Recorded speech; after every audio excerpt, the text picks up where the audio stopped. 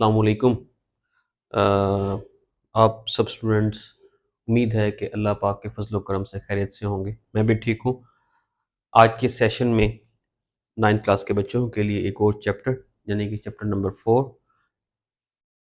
جو کہ ایک ہسٹری کے بارے میں ہے، but that is about some specific character.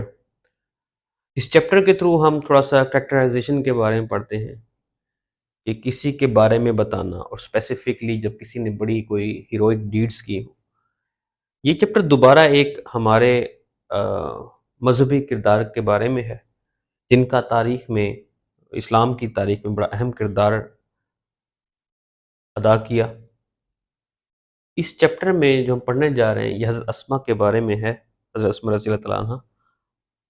جیسے کہ میں نے پہلے بھی تھوڑا سا آپ لوگوں سے کہا تھا کہ بینگ اے مسلم ہمیں ان لوگوں کے بارے میں، ان شخصیات کے بارے میں علم ہونا چاہیے۔ ہمیں اپنے سلیبس کی بکس سے ہٹ کے بھی ہمیں پڑھنا چاہیے۔ ہمیں اسلامک بکس پڑھنی چاہیے، ہمیں ان شخصیات کے بارے میں پڑھنا چاہیے تاکہ ان کی زندگی سے ہمیں بہت کچھ سیکھنے کو ملے اور ہم ان چیزوں کو اپنی زندگی کا حصہ بنا سکیں۔ اور یہ تبھی ہوگا جب ہم ان کی زندگی کے بارے میں جانیں گے، پڑھیں گے، ہمیں علم ہوگا، تو پھر ہی ہم وہ چیزیں اپنی زندگی میں لا سکیں گے۔ جیسے کہ میں نے اپنے ISSB کے لیکچر میں بھی بتایا کہ زندگی ایک محنت کا نام ہے، کنٹینیوس اسٹرگل ہے۔ تو اس سے تو ہمارے جو پیغمبر تھے، ہمارے جو انبیاء تھے، وہ بھی اس چیز سے، محنت سے انہوں نے چھٹکارا حاصل نہیں کیا، بلکہ ان کی اگر ہم پوری زندگی پڑھیں تو وہ بھی محنت سے، تگ و دو سے بھری ہوئی ہے۔ تو نہ صرف اس میں مرد حضرات بلکہ خواتین بھی ان کے شانہ بشانہ تھے۔ یہ وہ لوگ ہیں جو اللہ کو بہت پیارے ہیں، جن سے اللہ پیار کرتا ہے۔ انسان تو اللہ سے پیار کرتے ہی ہیں، بہت سے لوگ ہیں جو اللہ تعالیٰ سے پیار کرتے ہیں۔ یہ وہ لوگ ہیں جن سے اللہ پیار کرتا تھا۔ اسی میں ایک بہت ہی اہم شخصیت کا نام آیا، حضرت ابو بکر صدیق، جو کہ آپ صلی اللہ علیہ وسلم کے خاتم النبیین کے بڑے کلوز دوست تھے، بہت گہرے دوست تھے، جنہیں غار یار بھی کہا جاتا ہے۔ تو ان کا بھی ذکر آیا۔ تو یہ وہ لوگ تھے جن سے اللہ پیار کرتا ہے۔ یہ تو پیار کرتے ہی تھے، یہ سب قربانیاں تو اسی کا ہی نتیجہ ہے، لیکن اللہ بھی ان سے محبت کرتا تھا۔ That is certified. ہم اس پہ کوئی شک و شبہ ظاہر نہیں کر سکتے۔ دیٹ از سرٹیفائڈ کہ اللہ بھی ان سے پیار کرتا تھا۔ تو ہمیں محنت سے نہیں کترنا چاہیے، ہمیں ان کی زندگی سے یہ سبق حاصل ہوتا ہے کہ کس طرح محنت کرنی چاہیے، کس طرح انسان کے اندر صبر و تحمل ہونا چاہیے، کس طرح انسان کے اندر ٹھہراؤ ہونا چاہیے، کس طرح انسان کو مشکل حالات کا سامنا کرنا چاہیے۔ تو اب چیپٹر کی طرف آتا ہوں، ایک ریویو دیا، اب ہم point by point, paragraph by paragraph discuss کریں گے۔ سب سے پہلی بات ہے دا رسول پیس بی اپون ہم، آپ صلی اللہ علیہ وسلم خاتم النبیین اور ان کے بہت ہی قریبی ساتھی حضرت ابو بکر صدیق 622 AD میں ہجرت کرنے جا رہے ہیں، اور اس ہجرت کے لیے جو سفر کی تیاری ہے وہ حضرت ابو بکر صدیق کے گھر پہ کی جا رہی ہے۔ کچھ ساز و سامان باندھا جا رہا ہے۔ اب یہاں پہ حضرت اسماء رضی اللہ تعالیٰ عنہ کی قربانیوں کو ظاہر کیا جا رہا ہے، بتایا جا رہا ہے۔ رائٹر نے کوشش کی ہے ان کو بڑا ہی مختصر سا بیان کر سکے، جبکہ الفاظ کم پڑ جائیں گے، کہ اس سفر کی تیاری میں ان کا کتنا اہم کردار تھا۔ ایون کہ جب وہاں پہ سامان باندھا جا رہا تھا تو کوئی سامان باندھنے کے لیے چیز نہیں تھی، تو انہوں نے اپنا ایک بیلٹ جو ہے وہ دیا سامان باندھنے کے لیے۔ اب سفر سٹارٹ ہو گیا، وہ چلے گئے۔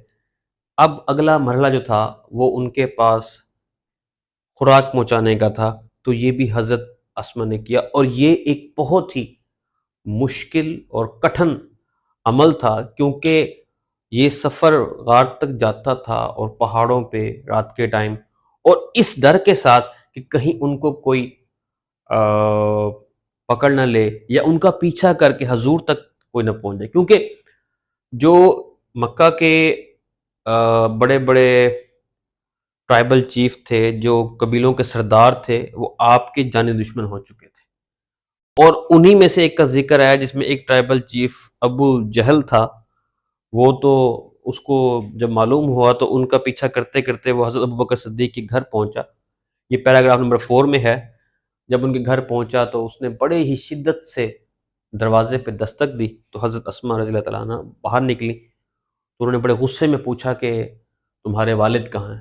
تو یہ بڑا اہم سبق ہے ہم لوگوں کے لیے کہ ہمارے اندر کس قدر ٹھہراؤ اور کس قدر ثابت قدمی ہونی چاہیے۔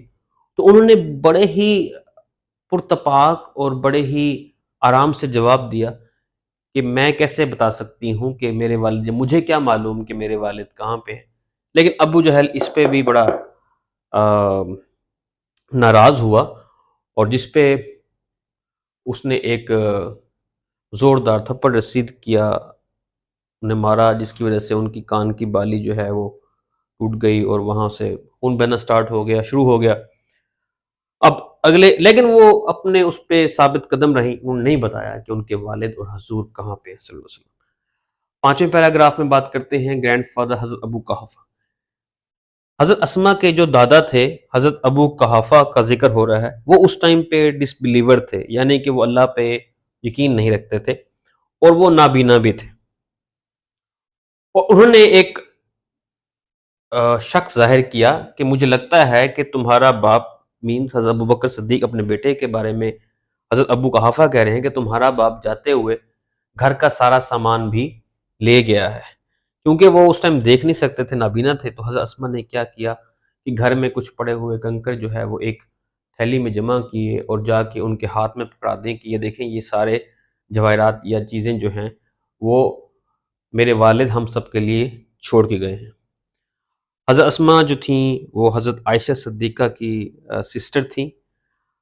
حضرت اسما کی جو ہے وفات 100 برس کی عمر میں ہوئی، اور وہ حضرت عبداللہ بن زبیر کی والدہ بھی تھیں، اور یہ بھی اس چیپٹر میں کہا گیا ہے کہ حضرت اسما ہمت با ہمت تھیں، عقل مند تھیں، اور بہت زیادہ سخی تھیں، اور یہ سب کچھ جو ہے ان کا اللہ پہ ایک پختہ یقین کی وجہ سے تھا۔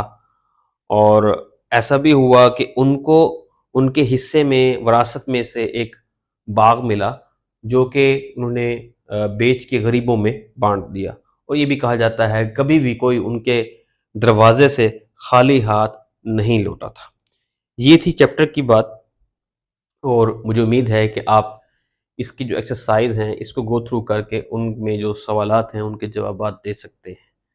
بات وہی ٹھہرے گی جو میں نے پہلے کہا تھا کہ جو سوال جس ٹینس میں پوچھا جائے اس کا جواب آپ نے اسی ٹینس میں ہی دینا ہے۔ اگلی بات، اس چیپٹر کے اینڈ میں ایکسرسائز میں بہت 2 چیزیں بتائی گئی ہیں، although they are very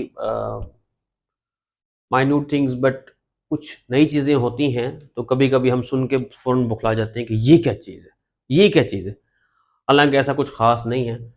That is anaphoric reference and that is cataphoric reference۔ اب میں نے تھوڑا سا اس کو الفابیٹکلی لکھا ہے، وہ اس لیے کہ آپ کو یاد رکھنے میں آسانی ہو۔ ہم سب جانتے ہیں کہ الفابیٹس میں اے سب سے پہلے آتا ہے، اور اس کے بعد پھر go on B C D E F. A سب سے پہلے آتا ہے اور سی اس کے بعد میں آتا ہے، simple is that.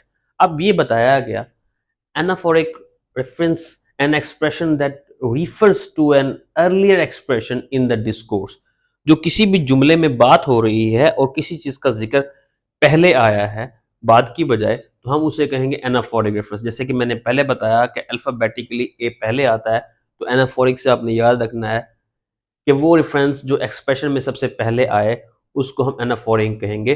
For example, حضرت اسما رضی اللہ تعالیٰ عنہ was amongst the earlier who accepted Islam۔ اب اس سینٹینس میں حضرت اسما کا ذکر پہلے آیا، جنہوں نے اسلام قبول کیا ان کا ذکر بعد میں آیا. اسی طرح she was the daughter of حضرت ابو بکر صدیق. اب حضرت ابو بکر کا ذکر جو ہے وہ بعد میں آیا، اور اسی طرح ان کا ذکر پہلے آیا. یہاں پہ اس کو emphasize کیا گیا ہے. That is called anaphoric reference. اب کیٹافورک ریفرنس جو ہے an expression that refers to a later expression. The Rasul and his companion حضرت ابو بکر صدیق، آپ صلی اللہ علیہ وسلم کا ذکر پہلے آیا، ان کے کمپینین کون سے تھے؟ حضرت ابو بکر، جو کہ بعد میں انہوں نے ریفرنس دیا حضرت ابو بکر صدیق، تو یہ بعد میں آیا. That is cataphoric reference, that an expression that refers to a later expression, that is called cataphoric reference. اس چیپٹر میں اس کی ایکسرسائز میں ایک اور چیز بھی شامل ہے، and that is very helpful in case کہ آپ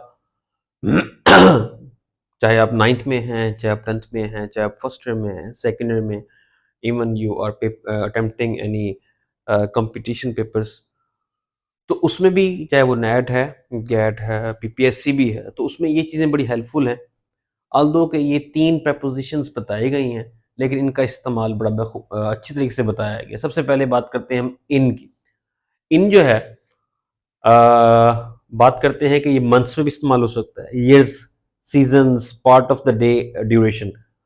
منتھس کی اگر ہم بات کریں تو ان جولائی، ایئرس کی بات کریں ان 2011، سیزنز کی بات کریں in winter, in summer, part of the day in the morning, in afternoon, duration کی بات کریں تو in a second, in a minute, I am coming just in a second. اب بات کرتے ہیں ایٹ کی. تو ایٹ پہ سب سے پہلے میں نے دوبارہ پارٹ آف دا ڈے لکھا ہے، کیونکہ یہاں پہ 2 چیزیں کامن آ رہی ہیں، ان میں اور ایٹ میں. یہ بھی پارٹ آف دا ڈے ہے، یہ بھی پارٹ آف دا ڈے ہے، بٹ دونوں تو پارٹ آف دا ڈے ہیں، لیکن ان کو تھوڑا سا ڈفرینٹلی یوز کیا جاتا ہے. جیسے in the morning, in the afternoon and in the evening استعمال کیا جاتا ہے، اسی طرح ایٹ کو ہم at night, at noon and at midnight اس کے لیے استعمال کیا جاتا ہے. تو اسے یہ تھوڑا سا ڈفرینس ہے. مطلب ان بھی استعمال ہوتا ہے پارٹ آف دا ڈے کے لیے، اور ایٹ بھی استعمال ہوتا ہے. Time of the day at 8 o'clock، at 9 o'clock. Celebrations for specific celebrations at Eid. Fixed phrases, جو خاص قسم کی فریزز ہیں ان کے لیے ایٹ دا سیم ٹائم. اس کے بعد آتی ہے آن کی پریپوزیشن. آن کہاں کہاں استعمال ہوتا ہے؟ Days of the week, on Sunday, on Friday, on Monday. Date on the 20th of August. Special holidays, for suppose on Iqbal days, on Quaid day. Special part of the day, دن کا کچھ خاص حصہ جس کو اسپیسیفائی کیا جائے. یہاں پہ پارٹ آف دا ڈے بات کی گئی تھی، یہاں پہ پارٹ آف دا ڈے بات کی تھی، لیکن یہاں پہ جو بات ہے وہ specific part of the day کی بات کی گئی ہے. وہ کہتا ہے کہ on the morning of October 12th، یعنی کہ 12 اکتوبر کی صبح کی بات کر رہا ہے. تو اسٹوڈنٹس، آج کا چیپٹر 4 ہمارا کمپلیٹ ہوتا ہے. انشاءاللہ نیکسٹ ٹائم ملتے ہیں چیپٹر نمبر 5 کے ساتھ. That is a poem, and انشاءاللہ وی ول ڈسکس دیٹ. ٹل دین اللہ حافظ، ٹیک کیئر، السلام علیکم.